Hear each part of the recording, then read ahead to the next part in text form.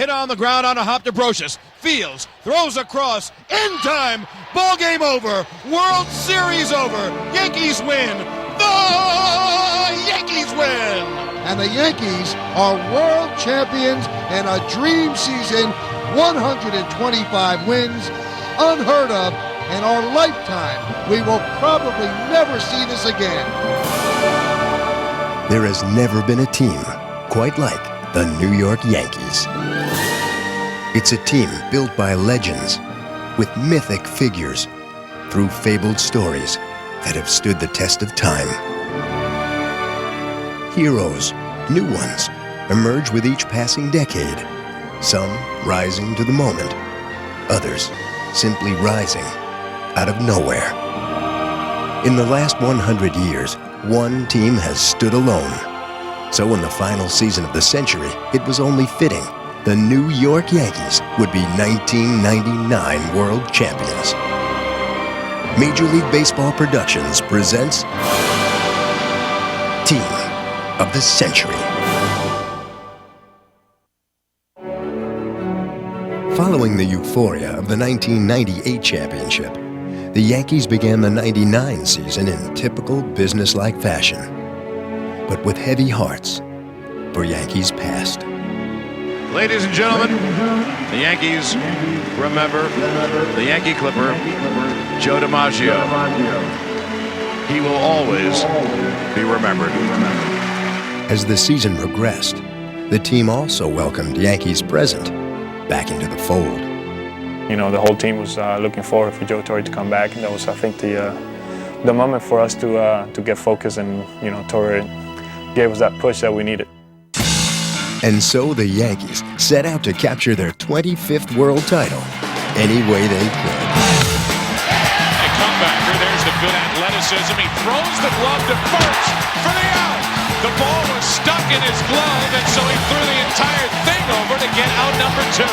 What an intelligent play by El Duque. A one-handed running catch. Paul O'Neill drove it. Unbelievable. Burn, baby, burn. He struck him out swinging. Scott Brocious in dramatic fashion. What a play!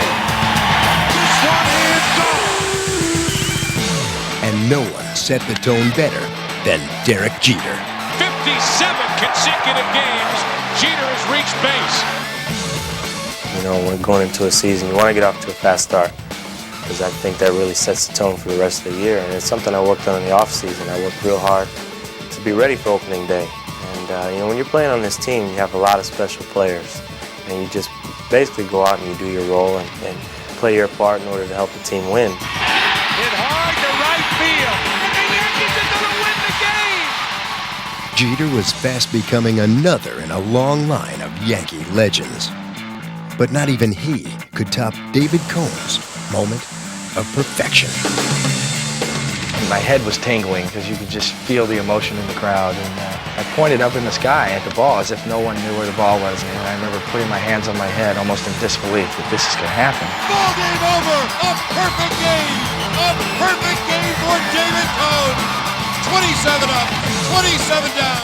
I was overcome with emotions, and we were just thanking each other, and I was just holding on to him and squeezing him tight. And, you know, it's a moment that I'll never forget and I'll never let go of. It is the third perfect game in Yankee Stadium history. Don Lawson in 56, David Wells in 98, David Cohn in 99. After clinching the best record in the American League, the Yankees began defense of their World Championship standing. Their familiar first-round foes in the division series were the offensive-minded Texas Rangers, hoping to avenge a sweep by the Yankees in 1998. But the script remained unchanged.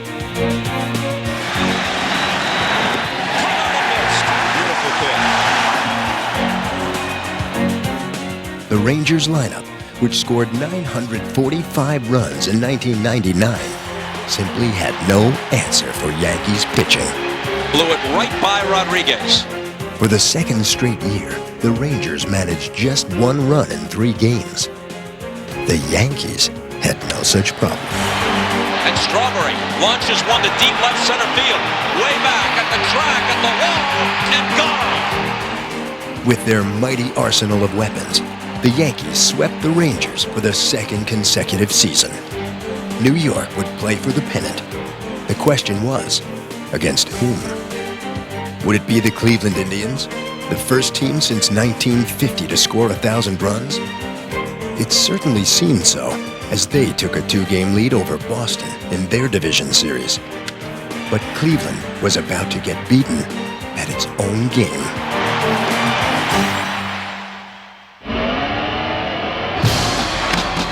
Swing and a fly ball, deep to center, way back, it's gone, a home run! With 33 runs in 2 games, a record 21-1, Boston tied the series.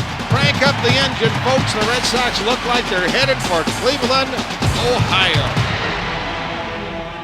Jacobs Field in Cleveland was the site for Game 5, and both teams exchanged blows, tied at 8 after 3 innings.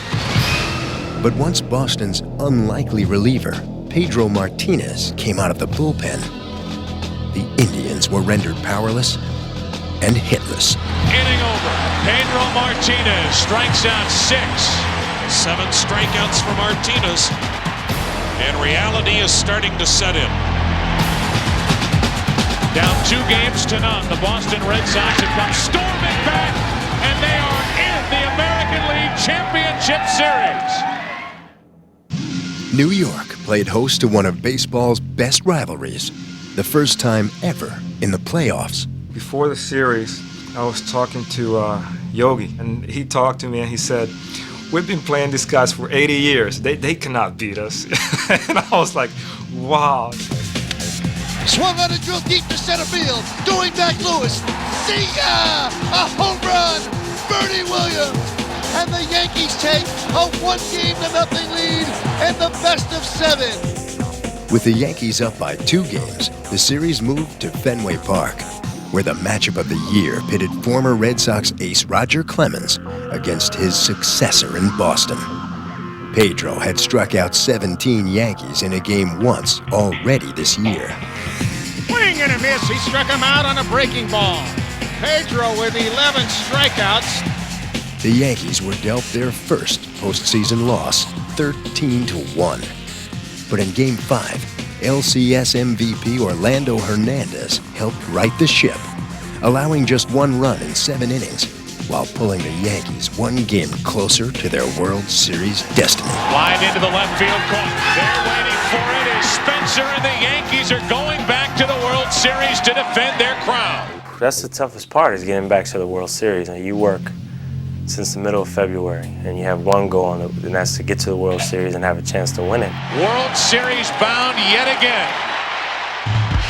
In the National League, the Atlanta Braves were the team to beat, having won a Major League high 103 games. The names and faces that symbolized their decade of excellence were back. But in the division series against Houston, new faces played a role. And the Braves take a 3-2 lead on a blast by Brian Jordan. He's now driven in 5. Kevin Millwood pitches a 1-hitter in his first playoff game. Listen to this crowd. Tied at a game apiece in Houston, the series turned with the bases loaded and nobody out in the bottom of the 10th. Fans to start, drawing to the plate, and they get the runner at the plate. An unbelievable play by White. The play of the postseason by Walt Weiss helped propel the Braves to their 8th straight league championship series. Their opponent there was just 1 swing away. High fly ball deep to center field. Back goes Finley, going back. Warning track at the wall, and it's out of here! It's out of here! The Mets win the ball game! The Mets win the ball game! The Mets have won the series 3 games to 1! So with a Subway Series lurking in the dreams of New York fans, the Mets faced a confident Atlanta team, one that had mastered their division rivals all year long, and now took a 3-0 lead in the series. But the Mets would rebound and seek to become just the second team ever to trail by 3 games and force a Game 6. 1 run wins it, and we go to Game 6. Robin Ventura. 2 nights in a row, the Braves were so close to going to the World Series. 2-1 delivery. Robin Ventura! The Mets win! 4-3! There will be a Game 6! But in Game 6, the Braves came out swinging. And a line drive base hit. 4-0 Atlanta. The Mets were down 5-0, but battled back to trail by 2 with 1 man on in the 7th. Piazza has not had an extra base hit in the postseason. Smoltz with a 2-1 pitch. And a drive in the air to deep right center field. Back goes Jordan, back to the track, looking up, and it's out of here! Mike Piazza ties the game! Tied at 7, hoping for Game 7. But with the bases loaded in the 11th, the Mets' miracle run ended on 1 pitch. Could be the last pitch of their season. You'd hate for it to end on a walk. From the belt, here it is. It was given. The Braves are in the World Series. The Braves are in the World Series. Bring on the Yankees. The much-anticipated showdown between the Braves and the Yankees was not just a rematch of the '96 World Series. It was also a chance to stake claim as the team of the '90s, a title that was still up for grabs. 0-2 to the batter. And John Smoltz has pitched Atlanta into the World Series. He hacked at the 2-0, now the 2-1. Line drive and a base hit. Justice has scored the tying run. Green to the plate. And he is safe. Safe at the plate. The Braves go to the World Series. In Atlanta's 3rd trip to the series in '95, the Braves hit pay dirt. The team of the 90s has its World Championship. If you'd have told us after the 1999 season that, hey, you've got a chance to have this run, you might only win 1 championship out of the whole mix, but this is what you're going to have, every one of us would have said, absolutely, I'll take it. We've still, over the course of the 90s, won more games than anybody in baseball by a wide margin. That same year, baseball's most successful franchise ended a 14-year playoff drought. Don Mattingly, finally going to the postseason. The Yankees would return to the playoffs in '96 and created even more memorable postseason memories. Sunday afternoon in Baltimore. The 2-2 pitch. Ground ball by Cal Ripken Jr. to Derek Jeter at shortstop. Derek throws the ball to first base. Tino makes the play. We're in the World Series. First time for me.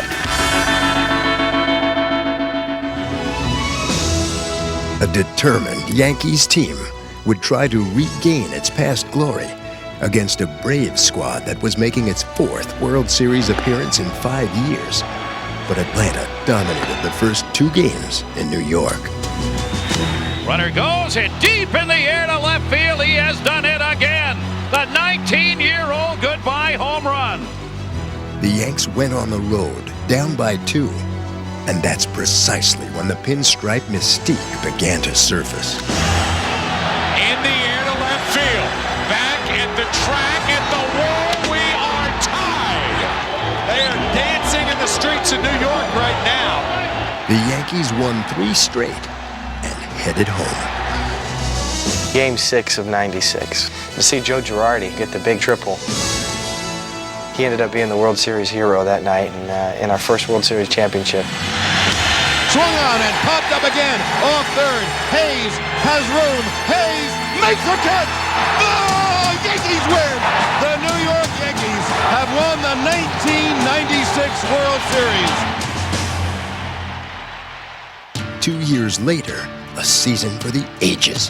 A grand slam into the upper deck for Tino Martinez. 1998, wow, what can you say about that year? 125 wins has never been done before. And I really don't think it's going to be duplicated, at least as long as we're living. In our lifetime, we will probably never see this again. 125 wins. It's that moment when that last out is made, and everybody's rushing together, and you just look into each other's eyes, and you just realize what we did. In 1999, the Braves looked to reaffirm their supremacy. Two great teams all year long, seemingly on a predestined collision course. If the question is sustained excellence, the team of the decade is the Atlanta Braves, but the Yankees have a chance to win their third world title in 4 years and to do it twice at Atlanta's expense.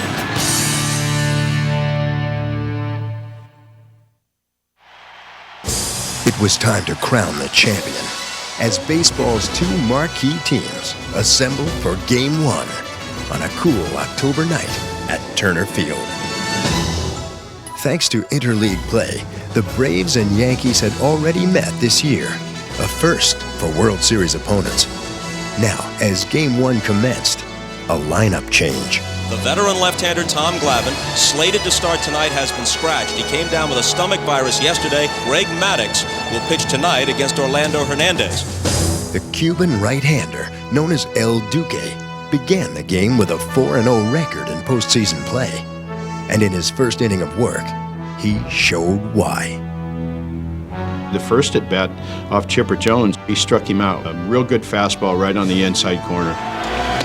He struck out the side. I thought that was a very important bat to show that if he pitched and made the right pitches, he could get their best hitter out. He's got that motion, he's got the arm angles, he throws strikes with the fastball, with the breaking ball. A couple of them swung at a slider for strike 3, and they kind of were walking away looking back like, what was that pitch right there? El Duque, razor sharp through his first 3 innings of work.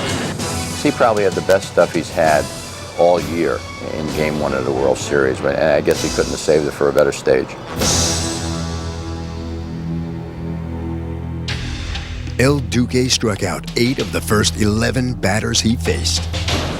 He began the 4th inning with his 5th strikeout in a row. But Atlanta's most dangerous hitter was long overdue. Now he has to deal with Chipper Jones. And not even El Duque can survive a misplaced pitch to Chipper. It was supposed to be a fastball away, and the fastball came inside a little bit where Chipper really likes it. 1-0 pitch, swung on and driven deep to right field. Stay fair, ball. Stay fair, it is. Good, home run. And the Braves take a 1-0 lead. He made a mistake and he knew it. The first hit off El Duque is Chipper Jones' first home run of this postseason. I said, forget about that pitch. That's the only run they're going to get. Let's try to keep us in the game so we can score a couple of runs and win the game. Hernandez bounced back, retiring the next 8 batters. By the end of the 7th, El Duque had a one-hitter with 10 strikeouts. He was just overpowering. He was getting everybody off balance. You could feel their frustration as the game went along. But Maddux was mastering the Yankees with equal ease. And this 1-0 game moved into the 8th, looking very much like a classic. Down to their final 6 outs, the Yankees summoned the magic that has served them so well. Scott Brosius starts it in the New York 8th, and he's 3 for 3. They have 4 hits, and 3 of them are Scott Brosius singles. The 1998 World Series MVP was once again the catalyst. Joe Torre had a dilemma. So I have a choice. I guess I could leave El Duque in there and bunt, or try to win the ball game and have Darryl Strawberry go up. That is it for Orlando Hernandez. Darryl Strawberry heads for the batter's box. He is still obviously a feared hitter at age 37. It was a difficult decision. Hernandez was pitching a gem, but this opportunity cried out for a hitter's eye. He walked him. Runners at first and second, nobody out. His power threat is something that, in my opinion, just caused us to have that walk. We're also going to get a pinch runner, Chad Curtis, coming into the game to run for Strawberry at first. So the Yankees get 2 men on in an inning for the first time, and now Knobloch has to bunt him over. I knew walking up there, I knew I was going to bunt with men on first and second. Brocious off second, Curtis off first, the pitch, and there's a bunt, a beautiful bunt, past the mound, Hunter fields, drops it, everyone's safe, bases loaded, no one out. Maddox, everyone knows, Gold Glove winner. I mean, he's a great fielding pitcher. If I bunt it, again, try to bunt it towards third, that's going to be an easy out at third base. So I really tried to just bunt it back toward the mound. An excellent bunt by Chuck Knobloch. Well, now Maddox has his work cut out for him. Bases loaded, nobody out, clinging to a 1-run lead. A precarious position for Maddox, especially with Derek Jeter at the plate. It'll be a 1-2. Swung on line, base hit left field. Scoring is Brocious. A line drive, ribby base hit by Jeter ties the game. We're tied at 1. Bases loaded, no one out for the middle of the Yankee order. Just like that, both starters were gone. And now this will be the end of the night for Greg. John Rocker comes in with no margin for error. The Braves bring the infield in against Paul O'Neill. Bases loaded, nobody out. A nagging rib injury and a 190 average against left-handed pitching haunted O'Neill. Rocker had left-handers for lunch. In the face of this scenario, O'Neill's resourceful at-bat was spectacular. Paul O'Neill worked the count to 3-1, and 3-1 with the bases loaded. I don't care if you throw underhand, overhand, sidearm, you're still going to have to throw it across that 17-inch plate. Now O'Neill is in control of this at-bat. Rocker has to throw a strike. 3-1, the pitch, hit on the ground, base hit right field. Curtis scores, coming around third is Knobloch. The throw home is not in time, and in the 8th inning, the Yankees take a 3-1 lead. For Paul to go up there, lefty versus lefty now, and get that hit was just, it was just huge. But the Yankees weren't quite finished, for with 2 out and the bases loaded, they called on Jim Leyritz for insurance. The count is now full. 3 runners will take off on the pitch. They go, here it comes. He walks home a 4th run. The Yankees had taken complete command. But now the Braves need a 3-run rally just to tie the score.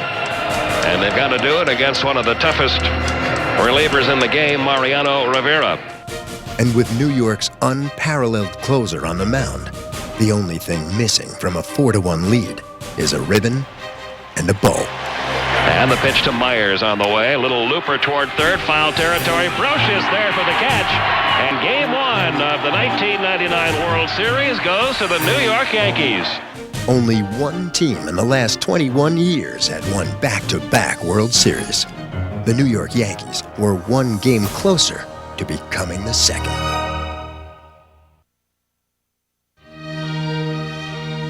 As another chill settled over Turner Field prior to Game 2, thoughts of a summer night in Fenway Park helped to warm the crowd. For it was at the All-Star Game in July, the 100 greatest players in baseball history were unveiled. In the months that followed, millions of fans helped select the top 30, and the living players now reconvened in Atlanta as members of the All-Century Team. Did you hold your fastball cross seam or with the seam? Cross seam. What about if you... If I tried to sink it, I would hold it with seam. Yeah, okay. Yeah, you could probably make a pretty good ball club out of this, couldn't you? Ladies and gentlemen, please welcome your All-Century Team. You realize how important history is to our sport. I know for me personally, I was very moved by seeing Ted Williams and Yogi and Stan Musial and Gibson and Spahn and Koufax. It was, I mean, these are the greats. Cal Ripken Jr., Johnny Bench, Willie Mays. It was a great honor for me to be a part of that. I think I would have been just as happy being a fan in the stands. Nolan Ryan, Pete Rose, Henry Aaron. We have a World Series game we're getting ready to play, and no one was preparing for it. You know, everyone was sitting there sort of watching with their mouths open. To have all those great players on the same field at the same time, I mean, I got the chills when I was watching it. It's a special moment. Under the specter of a full moon, Kevin Millwood took the mound for Game 2. As usual, the Yankees sought a spark from the top of their order. Those two guys can really light a fire in the beginning of the game, and I think that those are the two key guys that help our offense go. The 0-2. Fastball is lined, base hit, left center field. A leadoff hit for Knobloch. He gives the Yankees a start here in the top of the first. Jeter lines up, base hit over third, toward the left field line. Knobloch with a turn he hose on. Consecutive singles to begin the game. Not the kind of start that Kevin Millwood hoped for.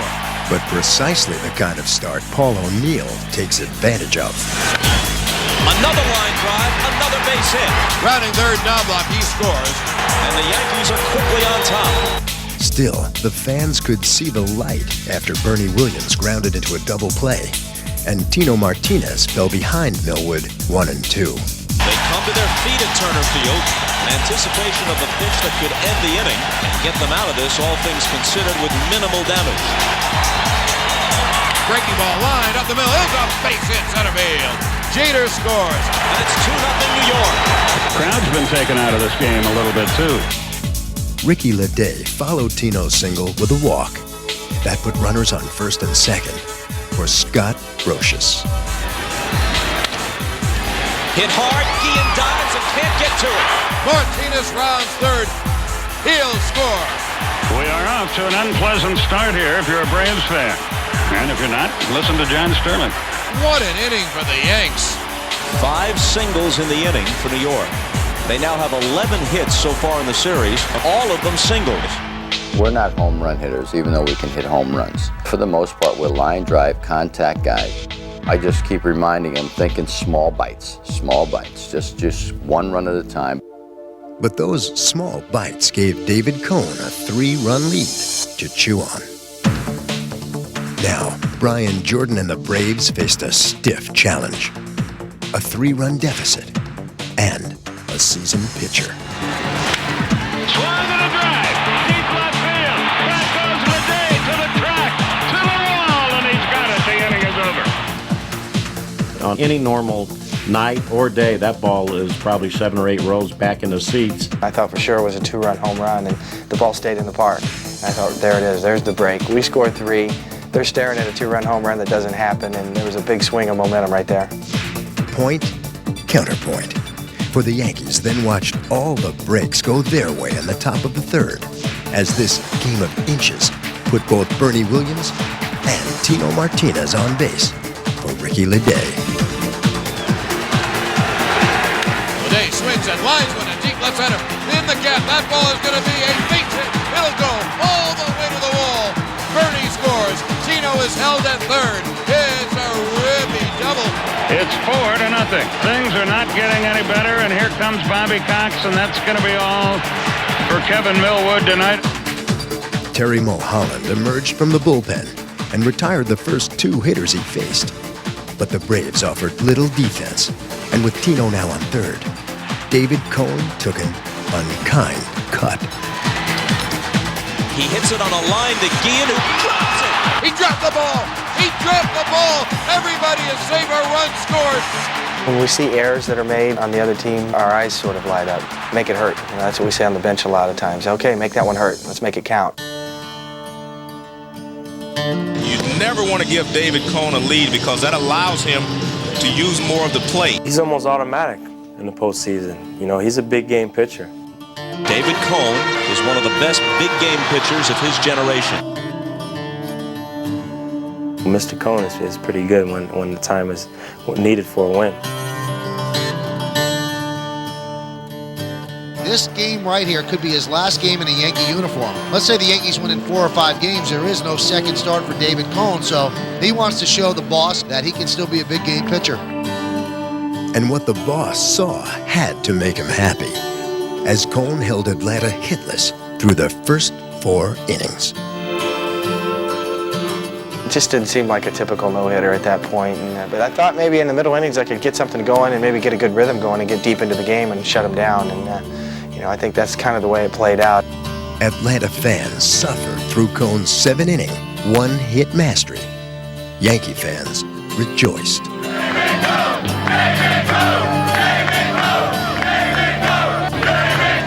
Yankees prevail and win the ball game 7-2. 2-0 New York in the series.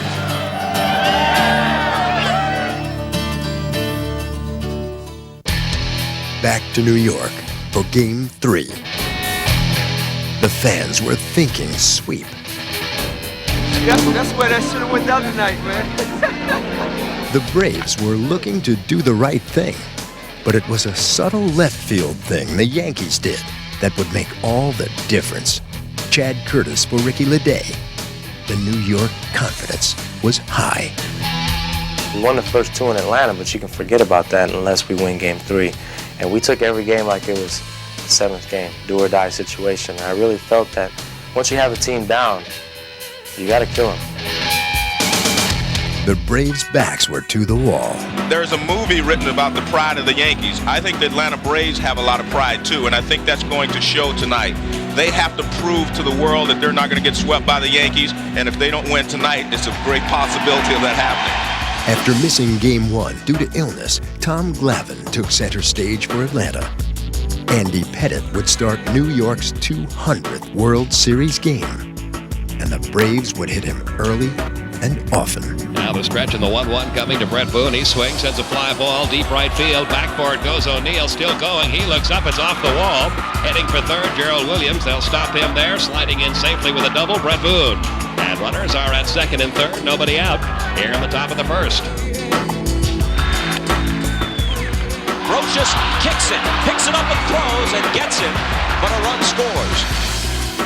In the bottom of the first, the Yankees had an answer. Knobloch slams one to right. Jordan races over, got a glove on it, and it pops out. Knobloch speeding for second. He's in there. Open the door a crack, and you pay. Into shallow left to tie the game. These Yankees are almost ruthlessly opportunistic. You give them the slightest chance, and they pounce on it. But in the third inning, it was the Braves who pounced on Pettitte. It began with the second double of the night by Brett Boone. He moved to third for Brian Jordan. Liner to right field. It's going to drop in for a base hit, and that'll get Brett Boone home, and the Braves take a 2-1 lead. But the Braves weren't quite done, for Jordan moved to second on a single by Andrew Jones. Another chance for the DH Jose Hernandez. Swings on the first one and smacks it down the left field line. That'll be extra bases. Jordan comes home to score. Andrew Jones being waved home. He's right behind him and he touches the plate on the double by Hernandez. It's 4-1 Atlanta. In the fourth, Boone's third consecutive double scored Gerald Williams, who had tripled. Now it was 5-1, and for the first time in the series, the Yanks were in trouble. But then, the Braves' momentum skipped a beat. And there goes Boone to third. The pitch is taken. The throwdown is in time. When I was able to throw Brett Boone out, I felt that he would have scored if I wouldn't have got him. A great throw by Girardi. You know, at the time it was 5-1, and they were thumping us pretty good, and I think they'd had 10 hits up until that point. A Chipper Jones single, which would have scored Boone, followed, and Pettitte left the game. But the Yankees were to get a boost when a relative unknown emerged from the bullpen. What were the odds about a year ago that Jason Grimsley would see the World Series? A non-roster invitee to Yankee camp this spring and added to the roster for the World Series. Jason held Atlanta scoreless for 2 1/3 innings. To see Grimsley come in, he hadn't pitched in a month and wasn't on the roster the first 2 rounds and did a great job in relief. And just to shut the door, because, you know, it doesn't matter to me. You know, I wanted to have a good start, obviously, but the big thing was just to win the game. It was great sitting there on the bench, seeing guys walk by, patting me on the leg, saying, you know, we're going to pick you up. Let's go Yankees! Let's go Yankees! Derek and I were talking the whole game. You know, when they got ahead 5-1, if we can just hold them here, just hold them. But Glavine was pitching like the Cy Young Award winner he is. Tom was throwing great. You know, he had the lead, and I really think he threw well the whole game. It just, you know, it seemed like it was one of those games where every pitch that maybe he left up or made a mistake with, it wasn't hit for a base hit, it was hit for a home run. Winding the pitch, swung on, hit high and deep to right field. Park's not going to hold that one. That's in the seats, an opposite field homer for Chad Curtis, and it's 5-2. In his first World Series start, Chad Curtis had gone deep, and the Yankee fans also relished 2 more scoreless innings. I said, I'm going to go out there and try to get strikeouts and get this crowd back in the game so we can pull this out. And I like it when they cheer. I think everybody wants to go out there and produce and get that game-winning hit or game-winning strikeout and hear all the fans go crazy. Slowly, the Yankees inched closer. Swung on and drilled deep to right field. Looking up Jordan. That ball is gone. See ya. Home run, Tino Martinez. Deep into the lower deck, right down the right field line. And the Yankees have closed to within 5-3. If we get a little crack in the door, if somebody gives us a chance, then it kind of explodes, and you know, I guess we blow right through the door. Bobby Cox does not do it by formula. He does it by feel, plays hunches a lot, and the key members of this team, especially the pitching staff, have been with him so long that he'll rely on what they tell him. The Braves had hoped for 7 strong innings from Glavine, and that's what they got. But in the 8th, a decision had to be made.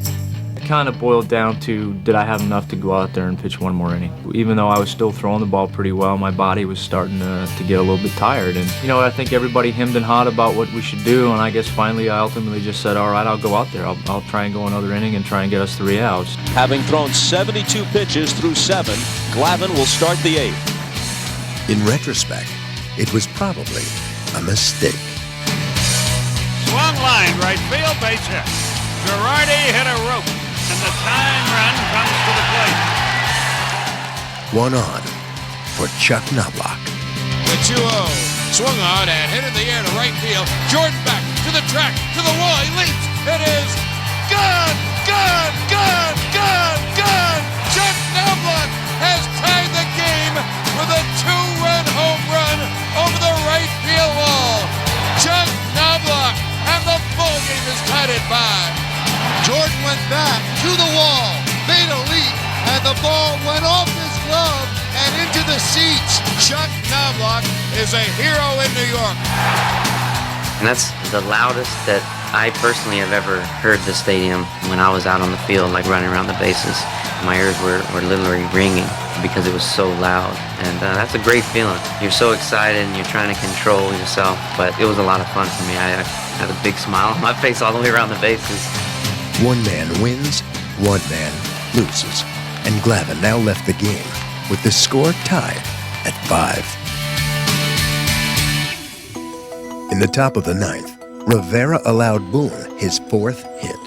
Swung, looping line drive, right field, base hit. And there's a start for Atlanta in the 9th. Boone continues his great work with the bat. So that was a huge play, with Boone leading off the inning against Mariano Rivera, who hardly gives up any hits. But for him to get on base, and then, you know, everybody in the stadium knows that Otis Nixon's coming in to run. With a pair of 40-year-old legs that could still outrun most anyone. Girardi's throw is in time. A 1-hopper caught by Jeter, put the tag on, and you know what? Nixon was out. Well, you just try to get rid of it as quick as you can. Mo's not the quickest guy to the plate. He doesn't have to work on it a lot. A lot of times there's not a lot of people on. And I made a throw that bounced. Derek Jeter made a great play, and I think that was a big lift for our club. In my point, it was a turning point of the game, because if he's in second base, you know, the momentum might shift and they may score a run. I think that was one of the things that really deflated them, you know, so to speak, because we were playing so well and we were playing so strong, and they felt like they couldn't get any breaks. It's true, for Mariano settled down and pitched 2 scoreless innings. Likewise, John Rocker threw shutout ball for the Braves, so the game moved to the 10th, and Atlanta called on Mike Remlinger. His first batter, an unlikely hero, Chad Curtis. With 1 home run already, he hadn't hit 2 home runs in a game all year long. He came into the dugout after his first home run, and I just kind of, hit him a little bit. Said, "Hey, you just hit a World Series home run, And he says, "Well, I still all serious. Well, I want to hit one that counts, that matters." Swung on a drill deep to left field. That could go. Williams back, looking up. See ya! A home run into the Braves bullpen and left center field. And the Yankees win the game 6-5. And they're 1 win away from baseball nirvana. Oh, what a home run for Chad Curtis. He rounds third. He heads home. And the entire Yankee team greets him at home plate. What a thrilling come from behind 6-5 Yankee win. Oh man, it doesn't get better than this. And how did his teammates receive their newfound hero? To be honest with you, what they told me was that they were happy it happened to me because they thought I was a nice guy and I deserved something like that. And, it's one thing to be a great baseball player, and there's been a lot of those, but I'd rather be a good person than a good baseball player. And for somebody to say that they were glad it was me because I think I'm a good person, that means something to me. It's just a moment in time. But for a baseball player, it's a moment that is frozen in time forever. So then he hits the home run, wins the game, and I came in the glove house and I caught him over there and I said, "Hey, that one mattered." And he kind of smiled and said, "Yeah, that one mattered."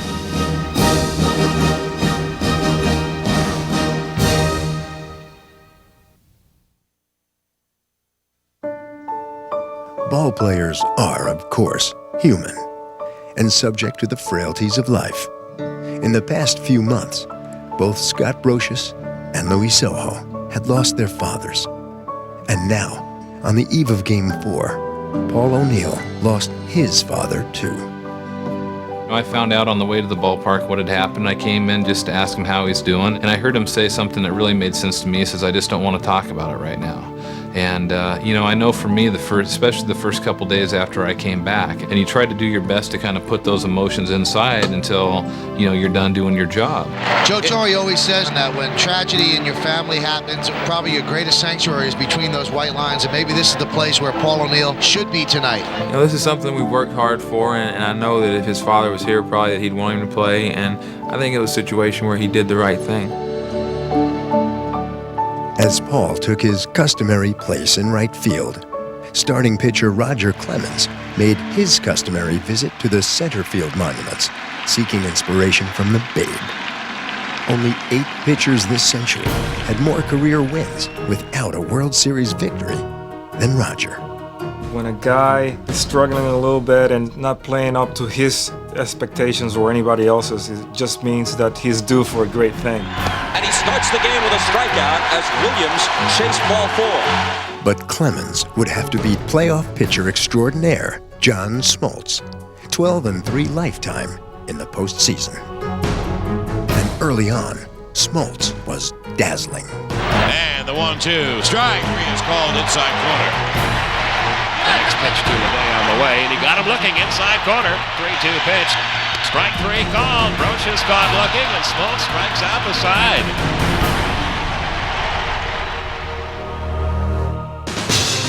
But in the bottom of the third, Chuck Knobloch managed to get back on ball.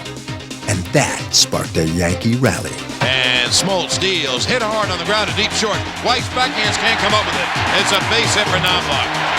Hit hard, base hit right field. A hit and run single as Knobloch rounds second and goes to third. With 1 out, Bernie Williams was walked intentionally. And that loaded the bases for Tino Martinez. Hit hard and by Klesko. Off his glove, into the outfield. 2 runs will score, and Williams speeds to third.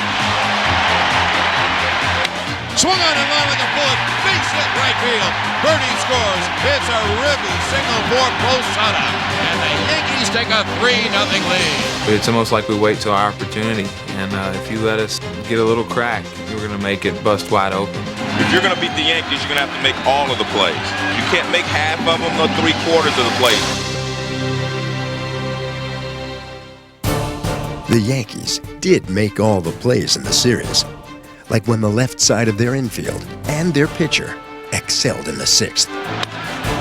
Nice play by Clemens, and Weiss is gone. Swung on and grounded up the middle. Moving to his left, Jeter. Fields behind the bag. Fires to first. Got him. Oh, what a play by Jeter.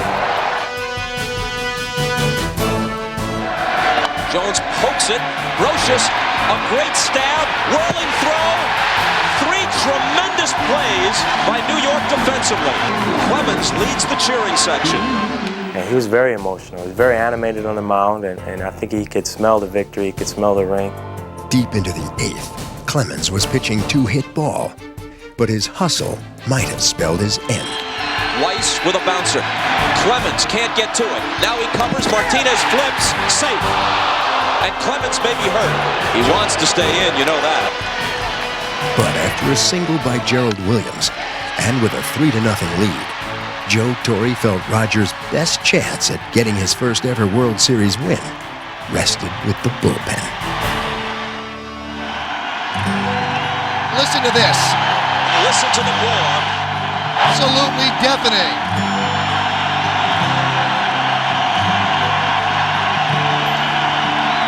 A Red Sox pretty much his whole career, and people say he'll never be able to be a Yankee, and I know how gratifying it is. I know how satisfied he is. And he said, you know, I feel like a Yankee now, and that's just great. When Jeff Nelson allowed a single to Boone to make it a 3-1 game, the call went out for Series MVP Mariano Rivera, who incredibly had not allowed a run in his last 35 appearances. Mariano Rivera, unscored upon in this postseason. He's given up 1 run since mid-July. But to keep these runs from scoring, he'd have to stop Chipper Jones. The 2-2. Swung on and grounded wide at first. Fielded by Soho. Throws to Tino in time. And Rivera gets out of the inning. That set the stage for the legend of Jim Leyritz to grow. Leyritz has always been a dangerous playoff and World Series hitter. He has 7 postseason home runs. Long drive left field. Has Leyritz done it again? You bet. Do you believe that? Jim Leyritz has given the Yankees a 4-1 lead. Amazing. And what a smile on his face. Just what he said when he walked in the dugout. He looked at all of us and said, I don't know. You know? You could send this guy to a resort during the spring and summer as long as he comes back in October.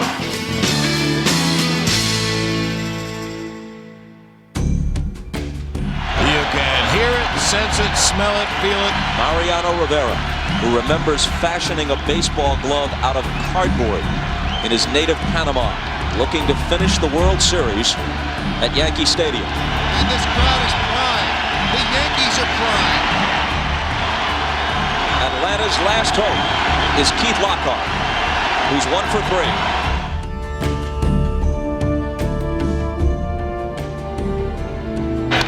Swung on, hit in the air to left center. Bernie trots over. Curtis is there. Curtis makes the catch. Ball game over. World Series over. Yankees win. The Yankees win. The New York Yankees, world champions, team of the decade, most successful franchise of the century. The New York Yankees, for the 2nd straight year, for the 3rd time in the last 4 years, have once again reached the pinnacle of the sports world.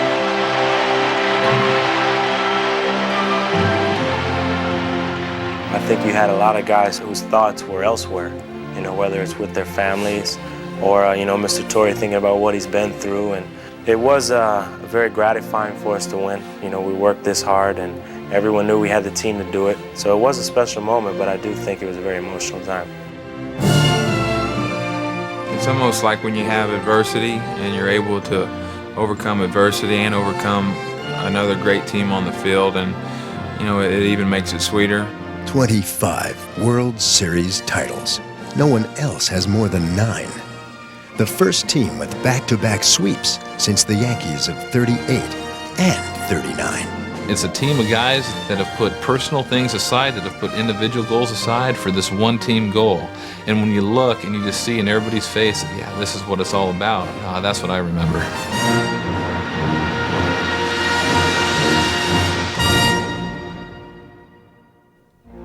And so, the New York Yankees celebrated their 25th World Series championship.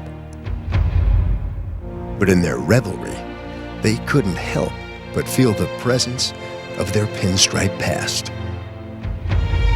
A legacy and tradition, 100 years in the making, a century of success. Team of the century, 25 championships, averaged out to one every 4 years, and there's no other team in any other sport that can say that.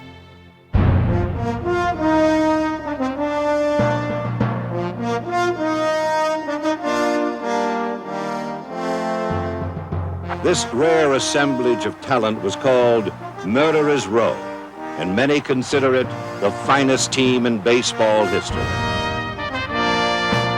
Well, that's what everybody said it was all about. I finally know what it feels like to be a Yankee. Lou Gehrig batting.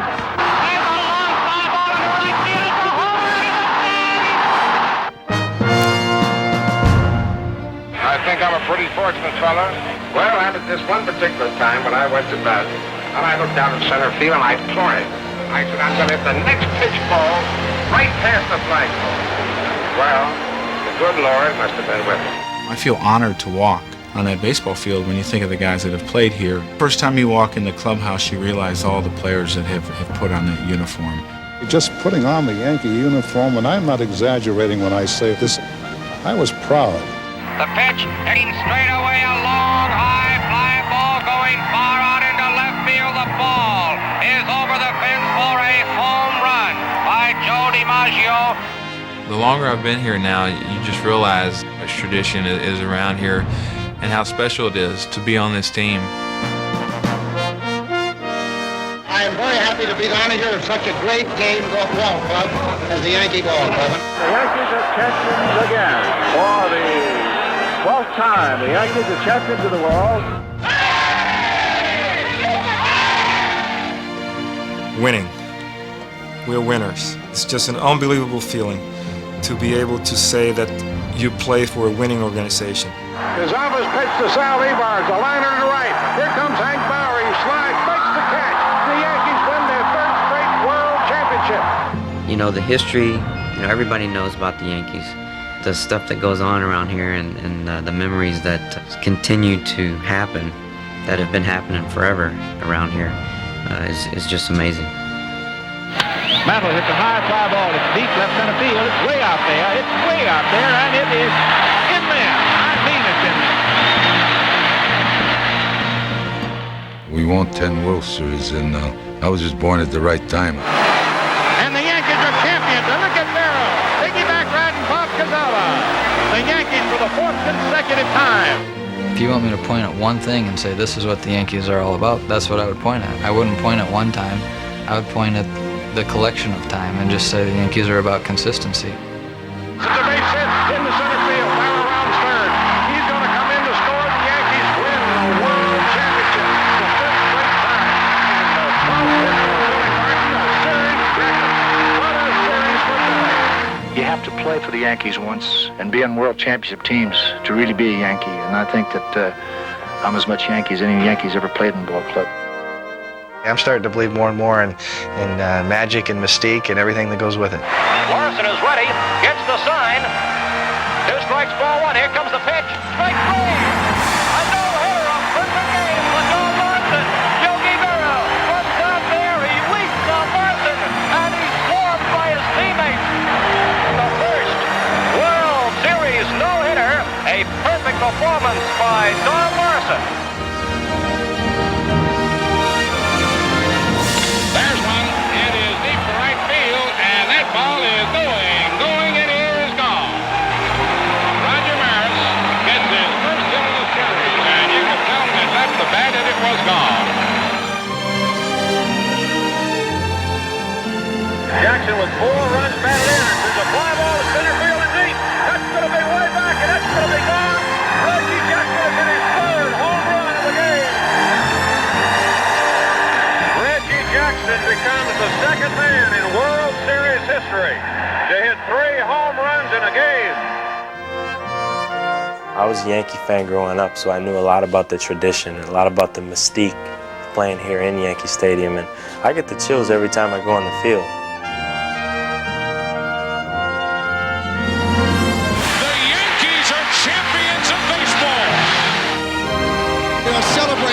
organization's 23rd world title.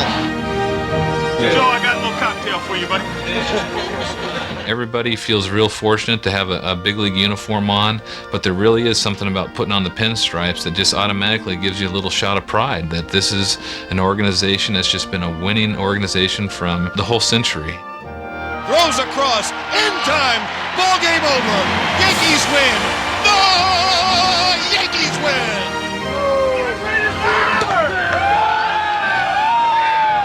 It just seems like every year that there's a fairy tale ending to our season and stuff magical happens. And the New York Yankees, in the final year of the century, have won their 25th World Championship, and indeed are the team of the 20th century. The celebration begins.